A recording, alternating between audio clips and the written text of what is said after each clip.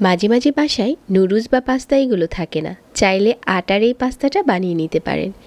কেউ খেয়ে বুঝতেই পারবে না যে এটা আপনি আটা দিয়ে বানিয়েছেন। আমি এটা প্রায়ই বানিয়ে থাকি, তাই সহজ রেসিপিতে আপনাদের সাথেও শেয়ার করছি। এর জন্য আমি এখানে 1 কাপ আটা নিয়েছি, তারপর স্বাদ মতো লবণ দিয়ে দিচ্ছি। আটার কোনো মাপ নেই, আপনি আপনার পছন্দ মতো নিতে পারেন।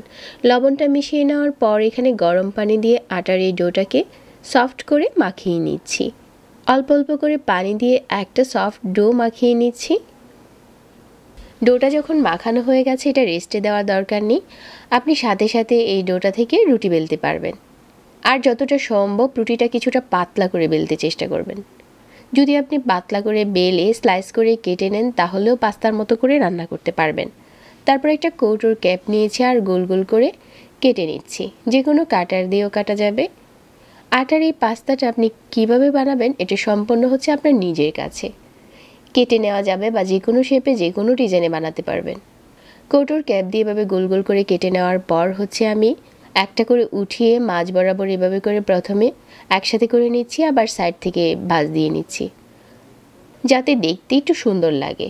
এভাবে করে আজকে সবগুলো বানিয়ে নেব। আর এগুলো বানাতে কিন্তু বেশি সময় লাগে না। এভাবে করে সবগুলো বানিয়ে নিয়েছি।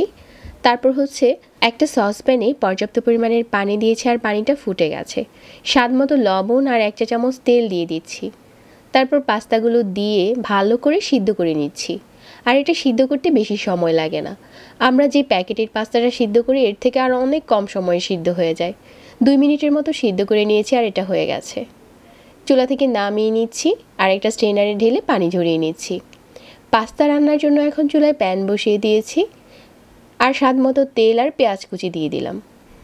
পেঁয়াজটা একটু ভাজা হয়ে যাওয়ার পর এখানে আমি দিয়ে দিচ্ছি 1/2 চা চামচ চিলি ফ্লেক্স আর 1/4 চা চামচ দিয়ে দিচ্ছি গোলমরিচের গুঁড়া আর 1/2 চা চামচ দিয়ে দিচ্ছি আদার গুঁড়া আর কিছু চিকেন সসেস দিয়ে দিচ্ছি। তবে আপনারা চাইলে এই পাস্তাটা ডিম দিয়েও রান্না করতে পারেন, আবার চাইলে যে কোনো সবজি দিয়েও রান্না করতে পারেন। তারপর এখানে 1/4 কাপ দিয়ে দিচ্ছি টমেটো কুচি আর কিছু দিয়ে দিচ্ছি পেঁয়াজের পাতা কুচি। স্বাদ মতো কাঁচামরিচ দিয়ে দিলাম। এখন সব কিছু নেড়েচেড়ে একসাথে মিশিয়ে নিচ্ছি। এখন আগে থেকে সিদ্ধ করে নেওয়া পাস্তাগুলো দিয়ে দিচ্ছি। একসাথে নেড়েচেড়ে মিশিয়ে নিয়েছি।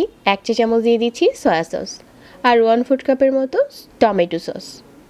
এখন শুধু সব কিছু নেড়েচেড়ে একসাথে করে মেশানোর পালা।